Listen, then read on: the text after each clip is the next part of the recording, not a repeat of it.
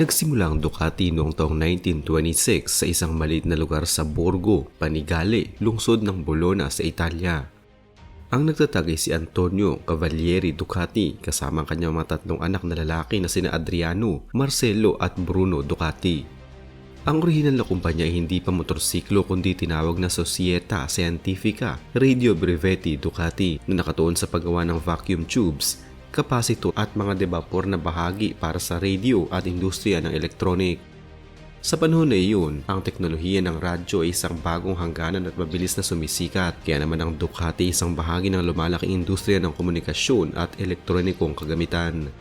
Gayunman, ang mundo ay mas mabilis magbago kaysa sa inaasahan ng karamihan. Nang sumiklab ang ikalawang digmaang pandaigdig, ang Europa at buong Italia ay nakaranas ng matinding pagguho ng ekonomiya at pangailangan para sa mga praktikal na solusyon sa transportasyon.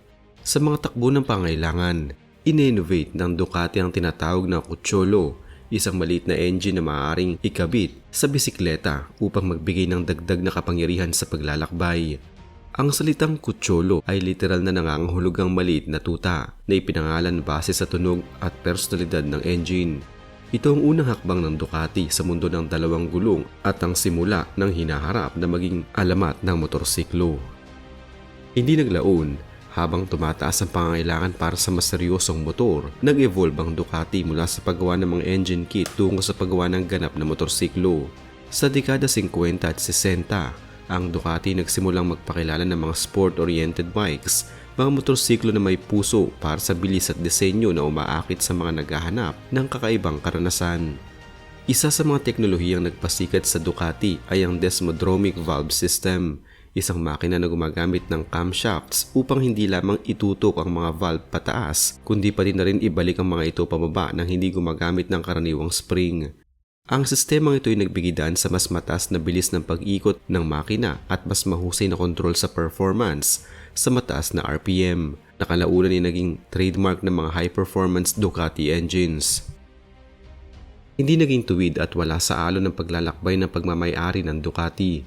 Sa simula, ito ay isang pribadong kumpanya na pag-aari ng pamilya Ducati, ngunit nang sumiklab ang digmaan at humina ang ekonomiya, naapektuhan ang industriya sa Italia at pati na rin ang Ducati. Noong 1996, isang malaking pagbabago ang naganap nang binili ng Texas Pacific Group, isang private equity firm mula sa Estados Unidos ang Ducati. Ito ang naging daan upang muling magkaroon ng focus at bagong estratehiya sa pagbabago ng brand at pagpapalawak ng global footprint. Ang pinakamatinding pagbabago ay nangyari noong 2012 nang ang Audi AG, bahagi ng Volkswagen Group, ay bumili ng Ducati. Sa ilalim ng Audi at Volkswagen umbrella, ang Ducati nagkaroon ng mas matatag na kapital, access sa mas malawak at technological na ecosystem at mas malawak na oportunidad upang makarating sa pandaigdigang merkado. Ang pagsama ng Ducati sa Volkswagen Group ay isang patuloy ng kahalagahan at potensyal ng brand sa global na motorsiklo at mataas na performance segment. Isa sa mga pinakamadalas itanong tungkol sa Ducati ay kung bakit ito itinuturing na mahal. Sa unang tingin, may mga motorsiklo na mas malaki ang makina o mas abot kayang presyo mula sa ibang brand, kaya nagtataka ang mga tao sa mataas na presyo ng Ducati.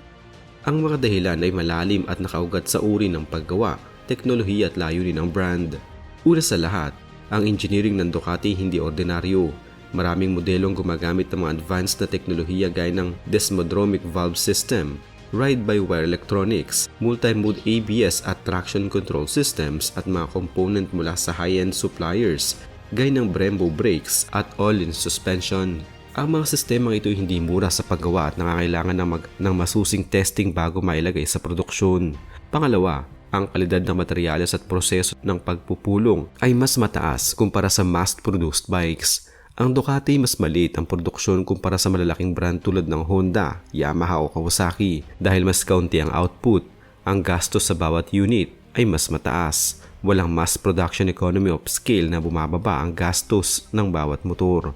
Pangatlo, ang brand positioning ng Ducati nasa premium at performance segment ng merkado. Hindi ito naglalayong makipagsabayan sa mga budget o utility bikes. Sa halip, pinapahalagahan nito ang karanasan ng pagmamaneho, estilo at kultura ng racing. At ang mga ito ay mga aspeto na handang bayaran ng mga riders na naghahanap ng kakaibang karanasan. Bukod dito, Ang gastos sa maintenance at serbisyo ng Ducati ay kilalang mataas din dahil ang mga special na bahagi at technical na serbisyo ay kailangan ng trained technicians at eksklusibong parts na hindi pangkaraniwan. Sa higit na 9 dekada ng paggawa ng motorsiklo, ang Ducati nagbigay daan sa maraming iconic models na tumatak sa puso ng mga riders at kolektor. Ang ilan sa mga pinakakilalang Ducati ay ang Monster Series. Ito ang serye na nagpasikat sa tinatawag na naked bike category, motorsiklo na walang malaking fairing, direktang naglalabas ng makapangyarihang makina at agresibong stance. Ito ang nagbigay daang maging popular ang Ducati sa mga city riders at urban enthusiasts dahil sa versatility at karakter nitong madaling i-ride sa araw-araw. Ang Panigale series naman ay simbolo ng superbike engineering ng Ducati. Mula sa V2 hanggang sa V4 configurations, ang Panigale ay kilala sa malawak nitong power band, maliit at magaan na chassis at teknolohiya na hango sa MotoGP racing. Sa kabilang dulo ng spectrum ay ang Multistrada series, isang adventure touring bike na dinisenyo para sa pangmatagalang biyahe at exploration. Ang Multistrada ay inangkop upang magbigay ng comfort sa highway, kaya mag-off-road sa light trails at electronics na tumutulong sa rider sa iba-ibang kondisyon ng daan. Ito ay isang versatile machine na hindi lang pang sport o pang lungsod, kundi pang gear ng maglalakbay. Ang Scrambler line naman ay isang mas retro at lifestyle-oriented na serye. Ito ang nagbibigay ng classic aesthetic na may modernong performance at reliable. Ang Scrambler ay naging paborito ng mga riders na naghahanap ng simpleng motor na may karakter at estilo, at ito ang kabilang sa mga pinaka-accessible o mas abot kayang modelo sa lineup. Ang dahilan kung bakit gustong-gusto ng maraming tao lalo na ng mga Pinoy riders ang Ducati higit pa sa purong performance. Ang Ducati nagdadala ng isang storya at pagkakakilanlan. Ang tunog ng makina, ang iconic na red frame at ang pangkalahatang presensya ng motor ay nagbibigay ng ibang klaseng karanasan. Para sa marami, hindi lamang ito sakyan kundi simbolo ng pangarap at personalidad.